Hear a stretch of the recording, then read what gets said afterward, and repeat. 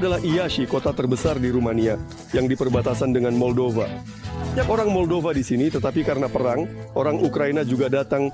Karena mereka yang terpaksa melarikan diri dari wilayah selatan Ukraina melalui Moldova, Iași kota terdekat di Uni Eropa. Sekarang di musim dingin ketika ada pemadaman listrik dan pemanasan di Ukraina, orang-orang yang memutuskan untuk menunggu beberapa bulan hingga musim semi pindah ke sini.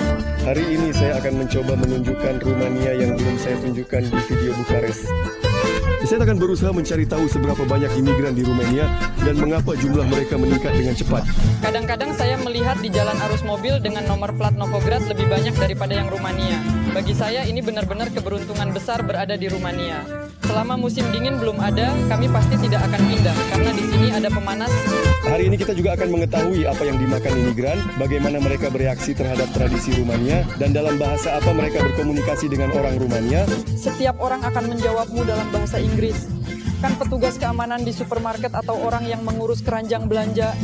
Di Ukraina ini akan tidak terbayangkan apa semua ini ozebuna. Apa itu? Semua makanan asam. Mereka suka yang asam dan tidak suka yang manis. Apakah kamu pergi ke Moldova untuk membeli soba? Pergi ke Moldova untuk membeli soba. Inilah cerita nyata. Ketika saya berada di pernikahan Rumania, saya menyadari bahwa saya telah sampai di sini.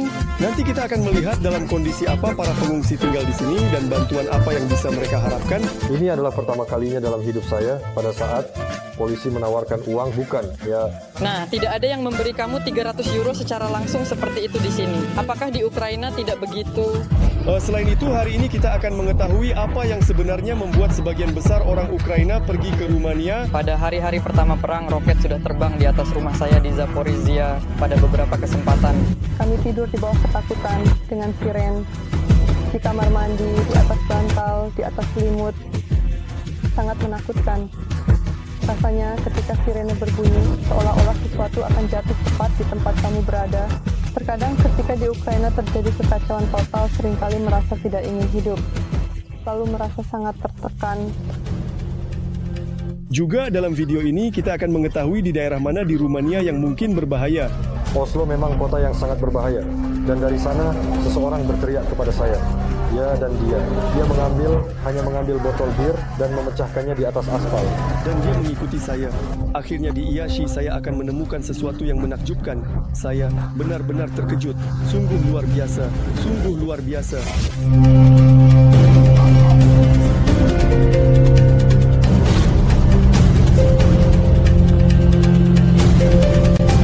Untuk pengambilan gambar episode ini di Iași dari Chisinau, saya berangkat dengan kereta yang relatif baru, yang sayangnya rusak, dan ditarik oleh lokomotif Soviet tua.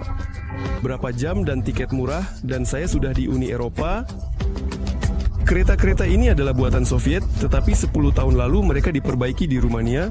Mereka diperbarui sepenuhnya, ditambahkan mesin kopi dan mini buffet yang baru, dan menjadi cukup nyaman. Yang nyaman, dari pemandangan di jendela, sulit untuk mengatakan bahwa saya memang memasuki UE, dan itu kebetulan tepat di belakang sungai ini.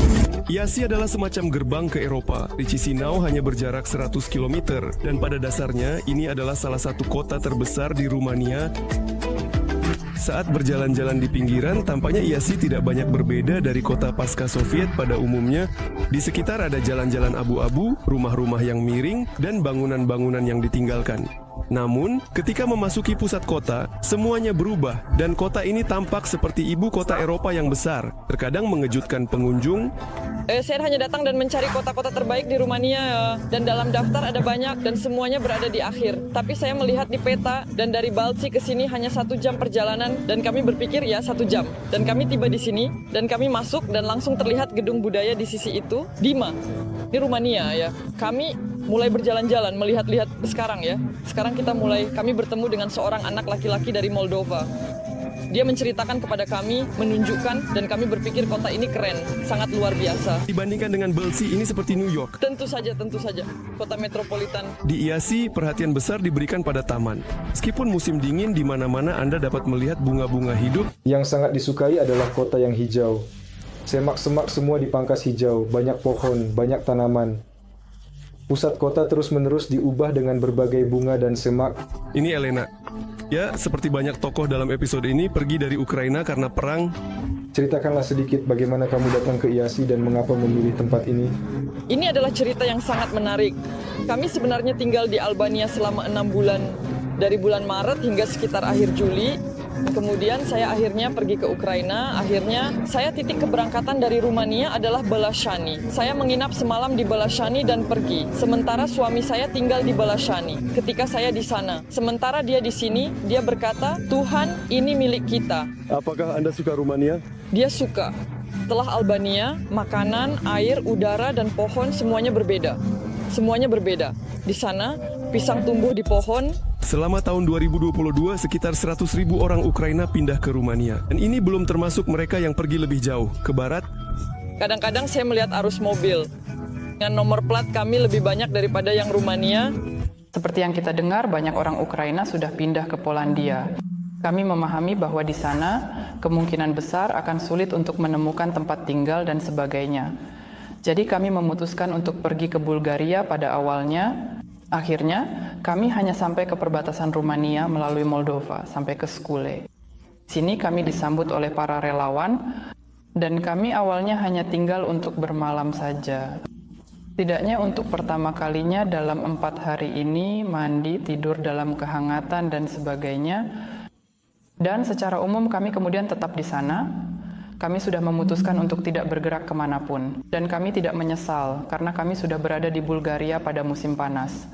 Dan kami mendengar bahwa meskipun ada sikap baik dari negara Bulgaria, kami merasa bahwa di Rumania tetap lebih nyaman. Kebanyakan dari mereka yang segera berangkat ke Rumania belum pernah ke sini sebelum pindah dan umumnya hanya tahu sedikit tentang negara ini. Apakah Anda mengetahui bahwa hitungannya sedang berkelahi? Mungkin informasi yang mereka ketahui adalah tentang Count Dracula. Secara keseluruhan mereka tidak tahu apa-apa, tetapi sebenarnya negara yang indah dengan alam yang sangat cantik. Rumania bagi saya adalah kejutan besar.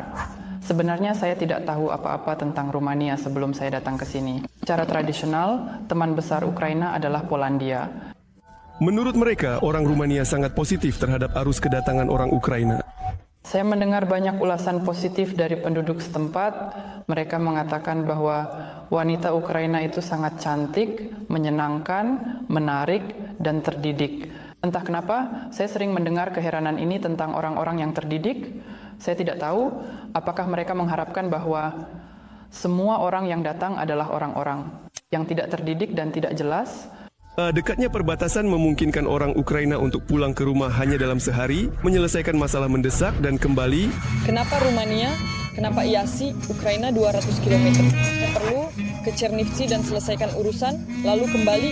Ini sangat nyaman. Tapi banyak yang datang ke sini untuk musim dingin. Anda tinggal di IASI. Mikirkan apakah sudah bosan atau mahal, dan kita akan pindah untuk menunggu semua peristiwa ini di tempat lain. Nah, selama musim dingin belum ada, pasti kita tidak akan pindah karena di sini ada pemanas. Kenapa datang dari Albania? Di Albania semuanya dipanaskan dengan AC, dan bagaimana bisa bertahan musim dingin hanya dengan AC yang kami tahu akan dingin.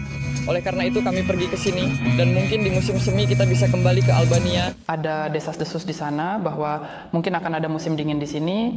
Orang Ukraina akan membayar sesuatu untuk konsumsi gas dan sumber energi yang meningkat. Tapi sepertinya tidak ada yang seperti itu. Mungkin tentang IASI Anda belum pernah mendengar sebelumnya, tetapi secara historis ini adalah salah satu kota terpenting di wilayah ini.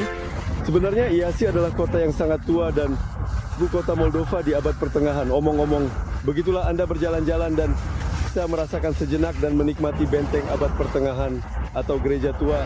Ngomong-ngomong, ini bukan perjalanan pertama saya ke IASI dan jejak salah satu syuting saya sebelumnya bahkan saya temukan di salah satu pemberhentian. Sangat terkejut. Saya benar-benar terkejut. Saya secara kebetulan menemukan stiker saya yang sudah berusia 5 tahun. Saat itu kami merekam di IASI dan proyek ini masih disebut ambil dan pergi. Kami menempelkan stiker, sungguh luar biasa. Momen-momen lucu dalam perjalanan sering terjadi, tapi tidak semuanya masuk dalam episode. Jadi, ikuti Instagram saya. Di sana saya menyimpan yang paling menarik di sorotan. IASI tahun ini menerima banyak migran Ukraina, tapi ada juga yang sudah beremigrasi ke sini sebelum perang dimulai. Ini adalah Alexandra, dia seorang pemain handball profesional, memutuskan untuk pindah ke Rumania demi karir. Saya selalu ingin pergi dan bermain handball di Eropa, karena sebenarnya sayangnya tingkat handball di negara kita sangat rendah. Ada sedikit. Lebih banyak tim yang sangat menunjukkan hasil yang bagus, konsisten, stabil, berkelanjutan, dan berkesinambungan Galichenko, tim dari Lviv, mereka bermain dengan hebat dan wakili Ukraina di arena Eropa. Nah, Karpat dan Uzhgorod sekarang mereka bermain di kejuaraan Hongaria, tetapi yang lainnya tidak. Dia tidak ada keinginan untuk pergi ke sana atau kembali. Meskipun Sasha tidak tahu bahasa Rumania, dia tetap berhasil berintegrasi ke dalam masyarakat setempat. Ada orang-orang baru, semuanya baru, bahkan sistem pelatihan juga baru. Mereka menyampaikannya dengan cara yang berbeda, dan saya merasa itu sulit, tetapi saya cepat beradaptasi. Jadi, saya rasa dalam sebulan saya sudah bisa berintegrasi ke dalam tim, meskipun tidak tahu bahasanya. Saya terus-menerus ditanya sesuatu selama latihan, pelatih juga menjelaskan, dan saya tidak bisa memahami apa yang mereka inginkan dari saya, jadi saya harus terus-menerus mencari cara untuk berkomunikasi baik dengan pelatih maupun rekan-rekan sedikit demi sedikit. Orang Rumania sangat mencintai olahraga, fanatik. Seperti umumnya di Eropa, sepak bola adalah yang utama. Di IASI ada klub sepak bola. Politehnika bermain melawan Dinamo dari Bukarest. Dan ini adalah penggemar ibu kota. Hari ini tidak berkelahi dengan siapapun.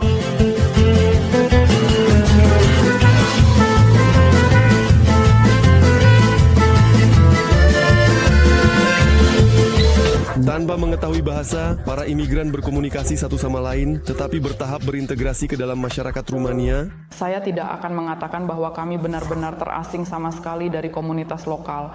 Tidak, kami berkomunikasi dengan baik dengan tetangga Rumania. Mereka datang berkunjung ke rumah kami, anak-anak kami mulai bermain bersama, pergi bersama untuk menari, saling mengundang untuk ulang tahun. Tidak merasa terisolasi, tidak merasa kami di sini duduk dalam lingkaran Ukraina dan tidak berkomunikasi dengan siapapun. Bahasa ini tentu saja sulit. Tapi bagaimana dengan di toko, misalnya? Melalui penerjemah, Telepon? ya mereka mulai bicara bahasa Inggris. Ini mengejutkan, saya tidak mengharapkannya. Hampir semua orang tahu bahasa Inggris.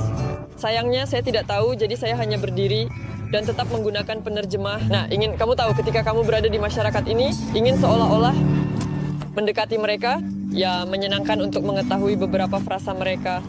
Saya baru-baru ini berpikir apa semua ozibuna, apa itu saja. Bahasa itu sendiri sangat sulit bagi orang Ukraina, itu tidak mirip dengan apapun sama sekali. Tapi ada kata-kata Latin, banyak kata Latin, dan dari situ kamu mencoba menangkap konteks sedikit. Tanpa mengetahui bahasa Rumania, pengetahuan bahasa Inggris bisa membantu. Tidak semua, tetapi banyak orang Rumania memahaminya. Sebenarnya, jika kamu menguasai bahasa Inggris, tidak ada motivasi khusus untuk belajar bahasa Rumania. Karena di mana-mana di sini setiap orang akan menjawabmu dengan lancar dalam bahasa Inggris. Kan satpam di supermarket atau orang yang mengantar keranjang di Ukraina itu akan tidak terbayangkan. Di Ukraina itu akan tidak. Meskipun orang lokal di sini hanya tahu bahasa Rumania atau Inggris, di jalanan kamu bisa sering mendengar bahasa Rusia. Menurut perasaan, apakah kamu berjalan dan sering mendengar bahasa Rusia, bahasa Ukraina? Bahasa Ukraina misalnya, ya mungkin sering bahasa Rusia. Karena selatan Ukraina semuanya di sini. Ada bahasa Ukraina, tetapi kamu tidak tahu ini Ukraina atau Moldova. Di Rumania, sulit untuk menemukan pekerjaan tanpa bahasa, tetapi mungkin ini Ana. Dia seorang fotografer dan setelah perang dia harus mencari pekerjaan di IASI. Pesan tentang pemotretan mulai datang. Saya duduk dan berpikir, tangan saya bergetar. Saya tidak mengerti bagaimana menjawab mereka, bagaimana saya harus bekerja. Disinilah saya menyadari, kamu akan bekerja jika kamu tidak tahu bahasa. Saya merasa tenang, harus mulai perlahan, dan saya mulai menjawab orang-orang. Pada awalnya, saya menghabiskan 1-2 jam membalas pesan untuk penerjemah menerjemahkan semuanya, tapi kemudian itu mulai berkembang. Untuk bulan April, saya sudah melakukan banyak pemotretan. Bulan Mei, saya memotret pernikahan pertama. Di IASI setelah pernikahan ini, proyek-proyek lain mulai datang kepada saya. Lebih dari itu, meskipun ada hambatan bahasa, banyak migran di sini bahkan berhasil membangun kehidupan pribadi. Saya juga pernah punya pacar yang orang Rumania, jadi saya hanya berbicara dalam bahasa Rumania dengannya. Saya harus berbicara dan saya rasa itu membantu dia. Jadi jika ada yang berniat belajar bahasa Rumania, para pria akan membantu. Saya sangat ingat ketika saya tiba di Rumania, para gadis membantu saya menjawab pesan. Tapi jika kamu benar-benar ingin membangun hubungan tetapi tidak tahu bahasa, itu bisa menimbulkan masalah. Hanya mungkin beruntung jika kalian berdua tahu bahasa Inggris. Bahasa Rumania memang cukup sulit bagi orang Slavia. Ada banyak dialek dan aksen di dalamnya. Bahkan orang Moldova yang bahasa Rumania sebenarnya adalah bahasa ibu mereka tetap sedikit berbeda dari penduduk lokal di sini. Ada aksen Moldova karena tidak semua orang Rumania memahaminya. Mereka memahaminya, tetapi tidak semua yang kami katakan. Dan ketika saya langsung datang ke sini, saya harus mengulang 3 atau 4 kali. Saya bahkan tidak bisa membayangkan apa yang akan terjadi jika saya pergi lebih jauh, karena di Oslo kami masih saling memahami. Di Oslo dan Fias, tetapi saya pergi lebih jauh. Di klub yang sama, orang-orang berbicara dengan cara yang sangat berbeda. Mereka memiliki aksen yang sama sekali berbeda, bahkan kata-kata yang berbeda. Saat itu saya tidak memahaminya. Mereka masih bisa memahami saya, tetapi saya tidak memahaminya. Maksudnya mereka berbicara, ini pertama kali saya dengar kata-kata seperti itu. Terbenar Rumania. Di Rumania ada banyak kursus bahasa Rumania gratis untuk pengungsi, tetapi belajar bahasa itu tidak menjadi lebih mudah. Jelas bahwa selama waktu ini kita sudah tahu beberapa frasa dasar dalam perjalanan yang sudah diperlukan dan kita sudah mengenal beberapa. Nama dari papan nama di supermarket. Ngomong-ngomong hari ini saya sudah siap untuk itu dan malam ini adalah kelas online pertama kursus bahasa Rumania. Saya merasa sangat bersemangat untuk belajar. Berbeda dengan orang dewasa, anak-anak migran lebih cepat beradaptasi dengan negara baru.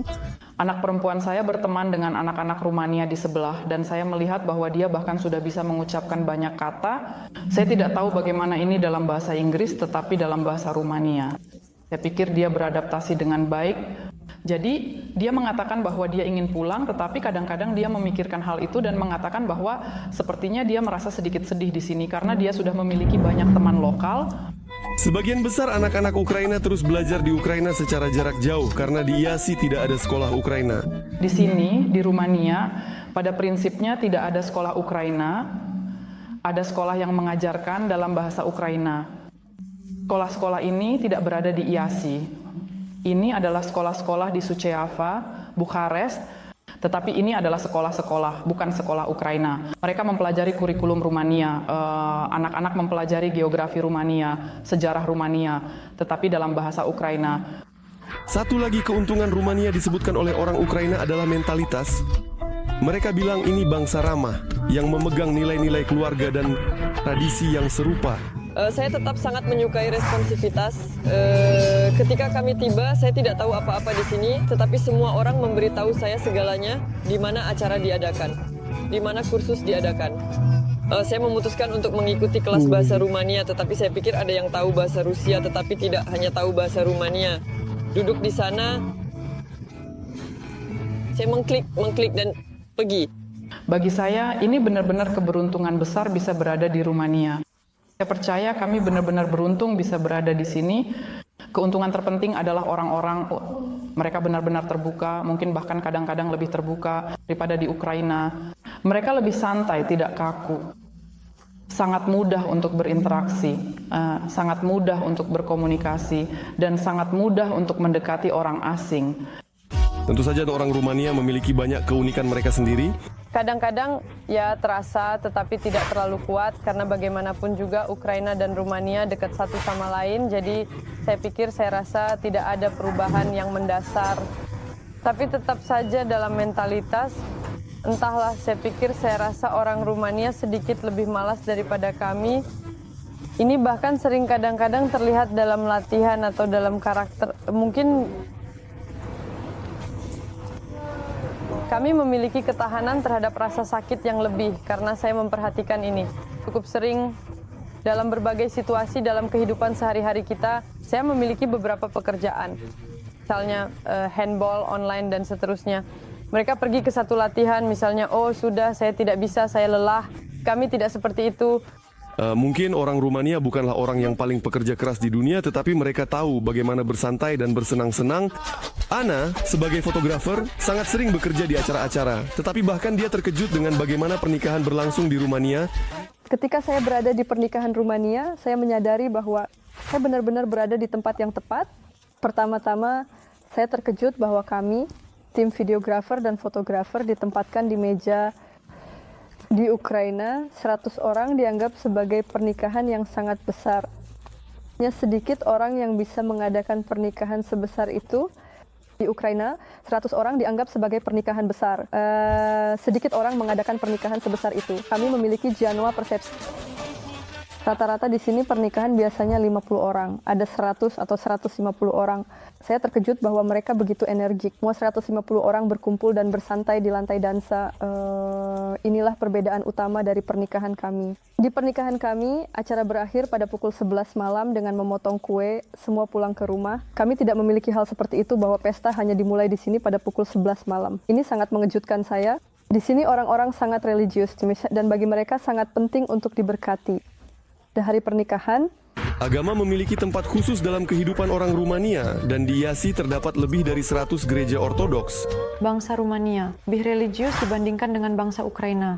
Kami memiliki satu iman, tetapi ini sangat terasa. Kami sangat mirip dalam pandangan dunia, cara hidup, hubungan dengan keluarga, dan juga hubungan dengan pekerjaan. Dan mungkin berkat ini, di sini Anda merasa nyaman dalam hal mentalitas. Mau dalam hal apapun, tidak aman di Rumania di mana-mana. Nikolai dari Moldova tinggal di kota Vaslui, Rumania. Itu tidak jauh dari Iasi. Vaslui tetap merupakan kota yang sangat berbahaya. Ada kelompok-kelompok yang lihat pada awalnya, saling memahami. Mereka tidak mengganggu saya tidak mengganggu mereka. Lebih banyak mereka tidak mengganggu saya. Apa bisa saya lakukan? Mereka berjalan dengan 20 orang. Saya secara pribadi memiliki masalah bahwa saya hanya tidak tahu sekitar kelas 9. Saya hanya tidak tahu. Saya berjalan di satu jalan dan dari sana seseorang berteriak kepada saya, "Hei, kamu di sana." Dan dia hanya mengambil botol bir dan memecahkannya di aspal. Dan dia mengikuti saya. Awalnya saya menoleh. Ya, dia mulai memaki saya. Awalnya saya menoleh dan dia mulai berkata, "Siapa kamu yang memaki saya, orang Rumania yang jahat?" Dia tidak terlalu suka kata-kata itu dan dia mulai mengejar saya. Meninggalkan.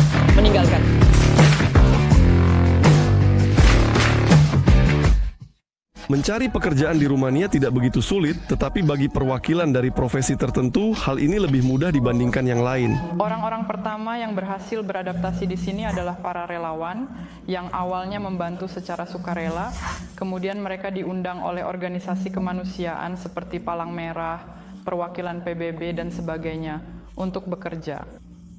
Di sana, ini adalah solusi yang bagus untuk mereka, terutama bagi mereka yang merupakan psikolog, guru. Jadi mereka mudah menemukan diri mereka di sini. Para profesional TI mudah menemukan diri mereka. Beberapa dari mereka dipindahkan ke sini oleh perusahaan mereka, direlokasi. Beberapa orang pindah sebagai freelancer dan menemukan proyek. Dan mungkin situasi yang paling sulit dialami oleh orang-orang yang memiliki kualifikasi tertentu di Ukraina. Misalnya, saya tinggal dengan tetangga dari Ukraina. Ini adalah seorang direktur sekolah Ukraina dan seorang guru sejarah Ukraina. Jelas bahwa orang-orang ini Rumania tidak menawarkan sesuatu yang menarik pekerjaan. Secara potensial, ya, ini adalah orang-orang yang paling sulit menemukan diri mereka di sini. Misalnya seperti tenaga medis, akuntan, atau orang lain. Jadi ini adalah masalah. Ini adalah Natalia. Dia datang dari Kharkiv dan profesinya adalah dokter. Di bidang sulit ini, seorang asing benar-benar bisa menemukan pekerjaan. Pemerintah Rumania pada bulan Maret menerbitkan sebuah direktif yang menyatakan bahwa orang Ukraina dapat bekerja, termasuk dokter dan dokter gigi, tanpa perlu pengakuan ijazah, hanya dengan adanya terjemahan ijazah Ukraina yang disahkan notaris ke dalam bahasa Rumania, dan dengan demikian konfirmasi dari majikan bahwa dia telah memeriksa keterampilan kualifikasi Anda dan Anda memenuhi keterampilan dan kemampuan yang dinyatakan untuk profesi Anda. Namun sebagian besar orang Ukraina yang datang ke sini bekerja secara remote. Apakah kamu editor utama majalah Ukraina? Internet media otomotif ya. Dan bagaimana rasanya mengontrol redaksi di Ukraina dari Rumania? Seperti apa rasanya? Nah, dalam keadaan seperti ini, lebih mudah daripada ketika saya berada di sana. Saya kebetulan mengalami semua pemadaman listrik. Yang pertama ini, saya berada di sana pada hari ketika banyak roket jatuh. Kami duduk tanpa listrik. Di sana tidak bisa bekerja, tidak ada listrik, tidak ada internet, tidak ada komunikasi, terhenti. Apakah karyawan lain juga keluar dari Ukraina atau di mana? Tidak semua. Beberapa tetap di wilayah Kherson, beberapa di Kiev. Irina adalah seorang spesialis IT. Dia tidak memiliki kantor, jadi dia bekerja di coworking. Ini adalah coworking Fab Lab ya. Ada 2 coworking seperti ini di Kota Yasi ya. Ini salah satunya. Ada berbagai jenis langganan. Ada yang harian. Jika saya tidak salah, biaya untuk 1 hari kerja adalah 15 euro. Untuk sebulan 180 euro.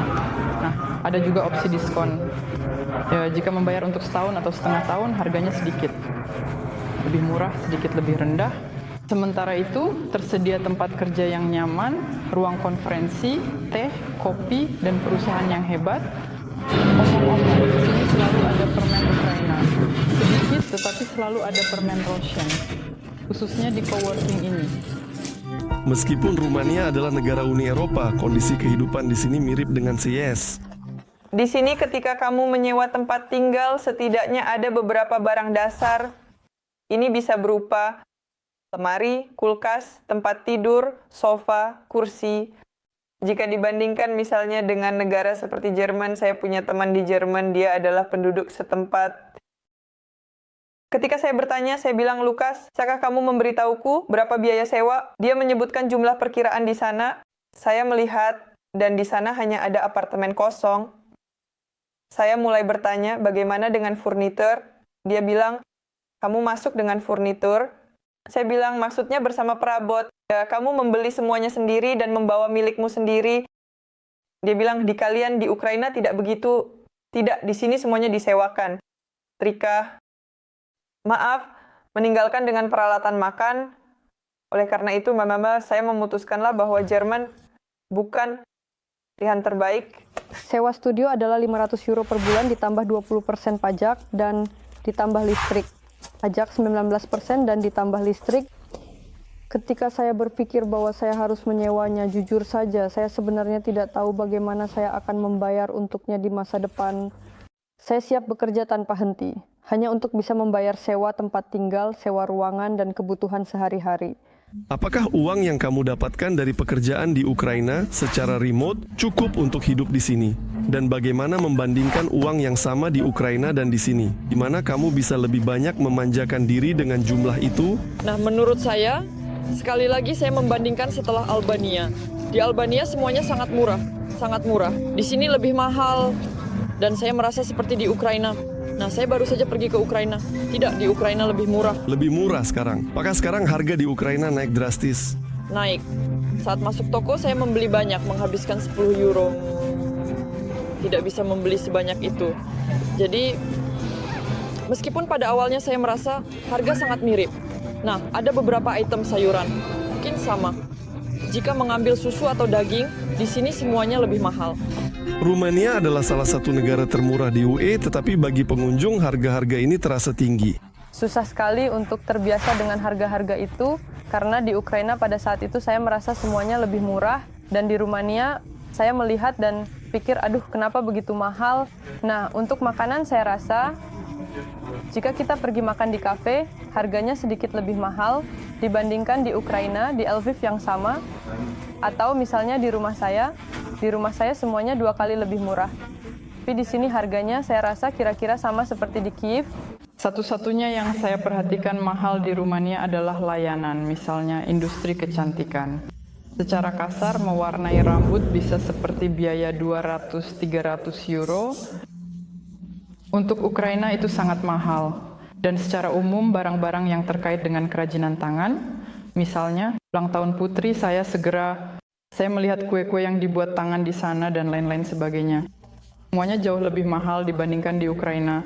Transportasi, taksi sedikit lebih mahal, sedikit ya, meskipun juga saya rasa seperti di Kiev, tapi lebih mahal dibandingkan di rumah saya, begitu. Dan barang-barang saya rasa harganya bahkan lebih baik karena tetap saja Eropa bisa dibilang, jadi di sini akan lebih murah. Tinggal di sini bisa kira-kira saya rasa normal. Jika penghasilannya cukup baik, maka kita bisa tidak membatasi diri dalam hal apapun. Transportasi umum di Iași cukup nyaman. Kota ini ada tram panjang seperti ini yang bisa menampung semua orang bahkan saat jam sibuk. Harga tiketnya 2 lei. Saya sendiri sering berkendara di Rumania, dan saya rasa mereka mengemudi kira-kira sama seperti kita. Mereka mengemudi di sini lebih baik. Di Odessa kami mengemudi dengan cara yang sangat khusus, tetapi tetap saja banyak orang Odessa mengatakan di sini bahwa mereka mengemudi buruk. Tetapi sopir taksi di mana-mana mengemudi buruk. Mungkin orang Rumania mengemudi lebih baik, tetapi mereka juga parkir sembarangan. Mobil polisi seharusnya menilang untuk parkir salah berdiri dua roda di trotoar. Secara umum, polisi lalu lintas di Iași bekerja cara aneh, namun tidak selalu ada denda untuk parkir. Tetapi di depan saya mereka menghentikan seorang malang di skuter. Wah, ini apa itu skuter? Ini adalah penindasan terhadap kereta kuda. Saya ingin melihat bagaimana transportasi seperti itu dibawa ke tempat penampungan denda, tetapi saya tidak sempat.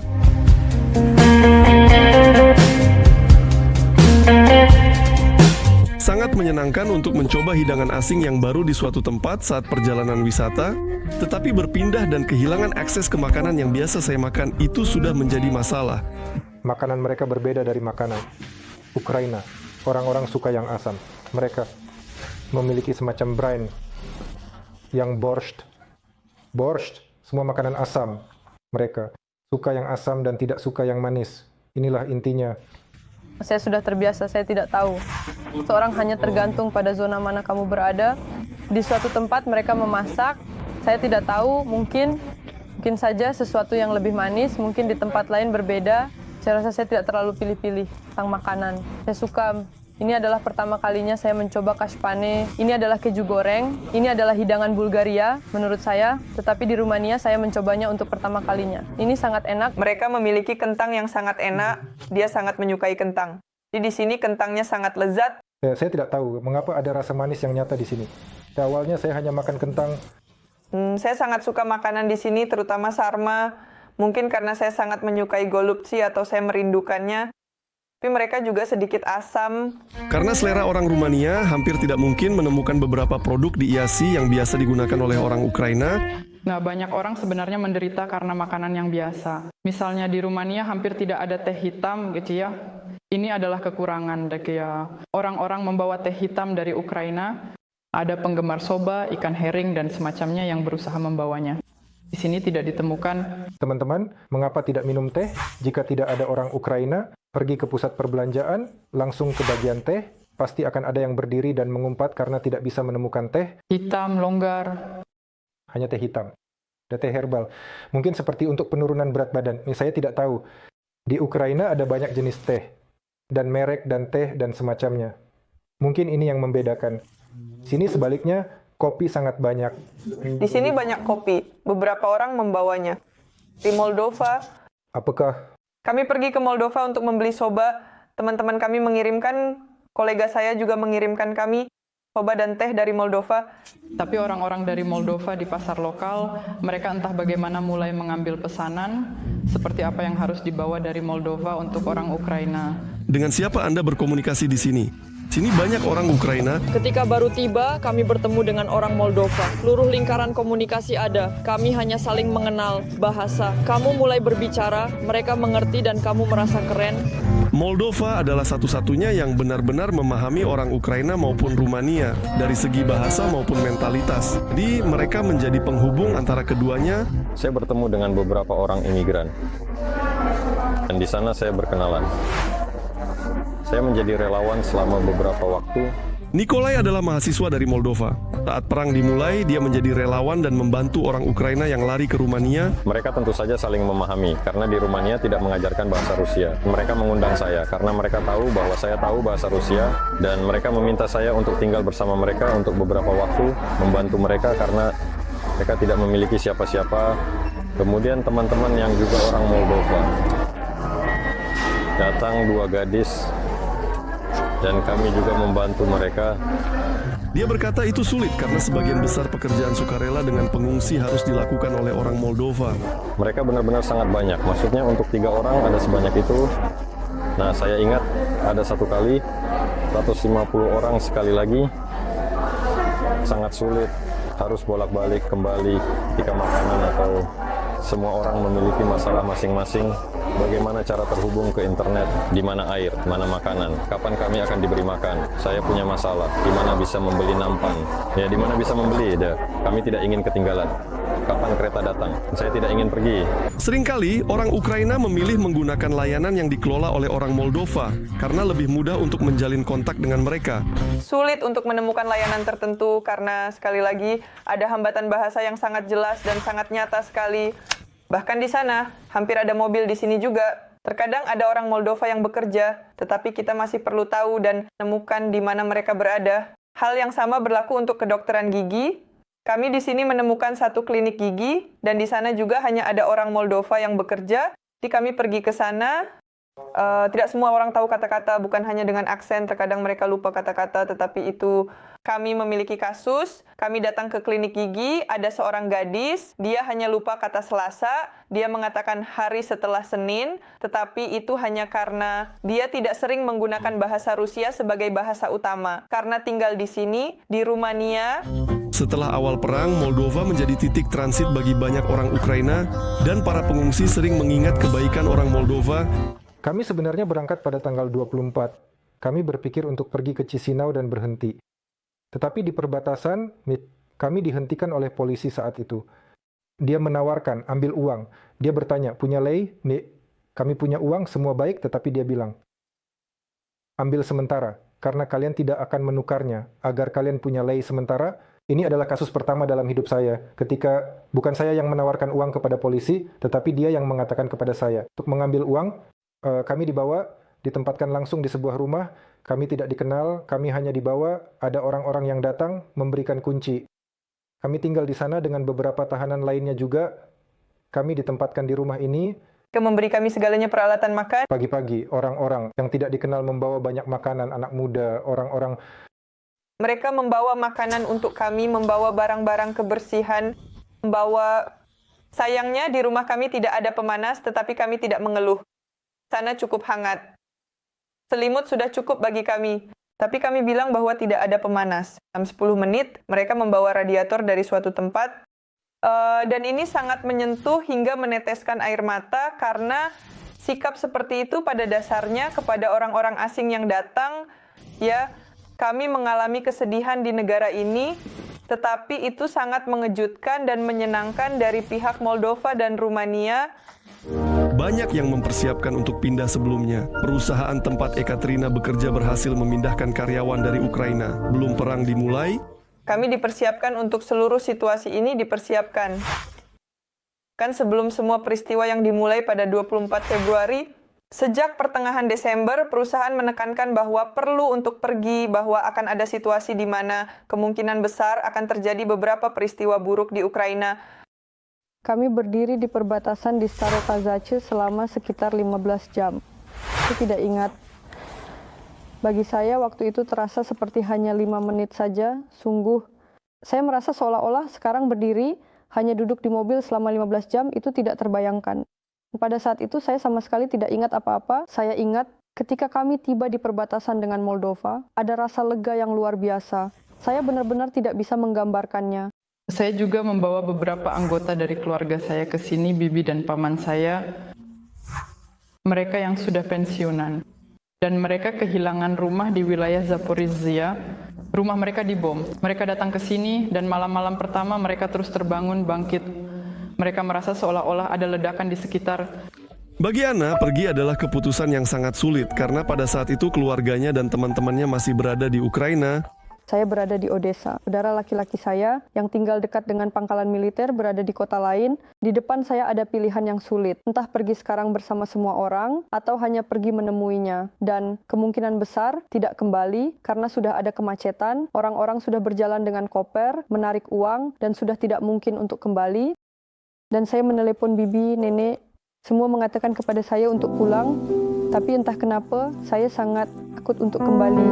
Dan saya minta maaf kepada saudara laki-laki saya bilang bahwa dalam hal keuangan, Rumania tentu membantu para pengungsi. Tapi ada beberapa nuansa di sini. Rumania adalah salah satu negara yang tidak memberikan uang tunai kepada pengungsi, seperti yang diberikan di Jerman dan tempat lainnya. Artinya tidak ada program seperti itu di sini. Banyak orang tertarik untuk pindah ke sini bertanya-tanya apa bantuan akan diberikan. Tidak ada bantuan seperti itu. Ada banyak program kemanusiaan di mana orang-orang menerima berbagai jenis bantuan. Bagi mereka yang memiliki anak, ada perlengkapan, beberapa ransel, kadang-kadang ada paket makanan, dan hal-hal seperti itu. Tapi tidak ada yang memberikan 300 euro tunai seperti itu di sini. Di negara-negara UE yang lebih maju, bantuan jauh lebih tinggi. Ternyata, urusan dokumen di Rumania juga lebih mudah dibandingkan dengan negara-negara UE lainnya. Dengan bantuan. Dalam hal ini, Rumania tampak tidak begitu menarik. Secara umum, ini bukan yang terpenting. Yang utama adalah orang-orang di sini tetap ramah dan terbuka. Dan bagi kami, itu lebih penting. Ternyata urusan dokumen di Rumania juga lebih mudah bandingkan negara UE lain. Ternyata urusan dokumen di Rumania juga lebih mudah dibandingkan dengan negara lain. Kami tidak menghadapi kesulitan apapun. Kami bertemu banyak pengungsi Ukraina. Kami mendengar cerita dari Jerman, Prancis, Spanyol, Belanda, dan seterusnya. Di mana-mana saya mendengar bahwa ada beberapa nuansa dalam pengurusan dokumen, semacam birokrasi dan lain-lain. Di Rumania semuanya sangat sederhana dan cepat, sedikit. Karena misalnya di beberapa negara di Eropa Anda perlu daftar melalui pajak dan juga melakukan beberapa pengurusan. Di Rumania ini lebih mudah dapatkan perlindungan sementara. Anda bisa tinggal di sini, di Jerman, perlindungan sementara butuh proses. Ya. Dan beberapa orang yang mengajukan dokumen sejak bulan, Maret atau April masih menunggu dokumen tersebut. Di sini, untuk mendapatkan perlindungan sementara, Anda hanya perlu pergi dan mengurusnya dalam waktu setengah jam dengan paspor Ukraina. Hingga saat ini Anda masih bisa melintas, tetapi hanya melalui perbatasan langsung. Sejauh yang saya tahu, orang-orang masuk melalui perbatasan langsung karena jika melalui Moldova. Ada aturan di Moldova bahwa Anda harus memiliki paspor internasional. Di Rumania, warga Ukraina tentu saja dapat berada dalam status pengungsi, tetapi untuk mendapatkan kewarganegaraan di sini sangatlah sulit. Saya tidak tahu aturan di sini sekarang telah berubah. Di Rumania Anda harus tinggal 10 tahun untuk mendapatkan kewarganegaraan, dulu 5 tahun. Jadi jika ada kesempatan, saya akan mempertimbangkan kewarganegaraan kedua, tetapi untuk saat ini saya sangat menghargai dan mencintai kewarganegaraan saya. Ya, tetapi apapun kenyamanan yang ada di negara lain, banyak warga Ukraina ingin kembali ke tanah air saja. Saya ingin sekali kembali ke rumah, tetapi pada dasarnya itu adalah satu-satunya arah yang akan saya pilih. Jika saya harus memilih antara Rumania dan negara barat lainnya, Jerman atau yang lainnya, saya tidak akan pergi dari sini.